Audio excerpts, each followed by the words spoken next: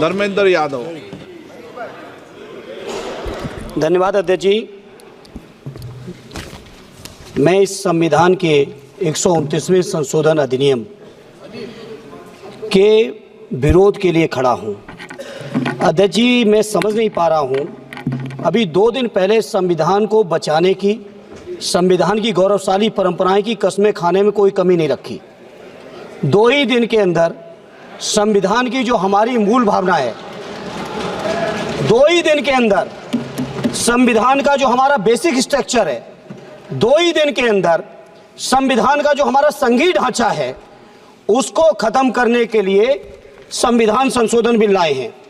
मैं मनीष तिवारी जी से सहमत हूं और अपनी पार्टी और अपने नेता आदरणीय अखिलेश यादव जी की ओर से कहना चाहता हूं, ये बिल पूरे देश के जो अलग अलग भेष, भाषाएं, संस्कृति, क्षेत्र की जो मान्यताएं हैं, जो हमारे संविधान निर्माताओं ने बहुत सोच विचार के मंथन अध्ययन करके ये संघीय ढांचा तैयार किया था, राज्यों का गठन भी किया था, संस्कृति के हिसाब से, क्षेत्र के हिसाब से, भाषा के हिसाब से, परिस्थितियों और समय के हिसाब से।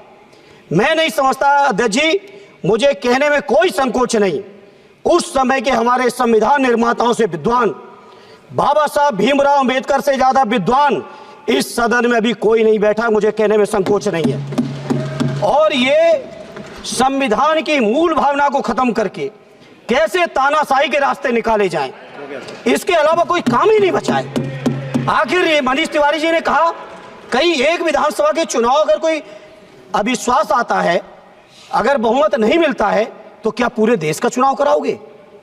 पूरे देश का चुनाव कराओगे? और ये लोग एक देश, एक संविधान, एक चुनाव की बात करते हैं।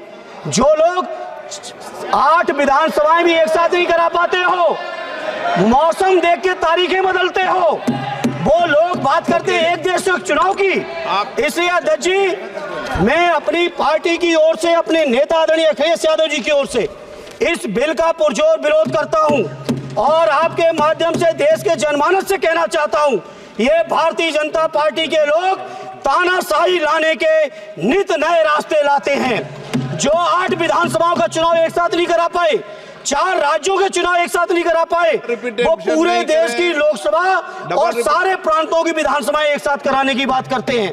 मैं पूछना चाहता हूं सरकार से, अगर एक प्रांत के अंदर सरकार गिरती है तो क्या पूरे देश की लोकसभा के चुनाव कराओगे? क्या अगर लोकसभा के चुनाव के चक्कर में उस प्रांत के लोग क्यों सफर करेंगे? अरे चर्चा कर लेना। अरे कुछ नहीं बचा है, कुछ नहीं बचा है आपके पास। अध्यक्ष जी, सदन को थोड़ा सा सिस्टम में लाएं।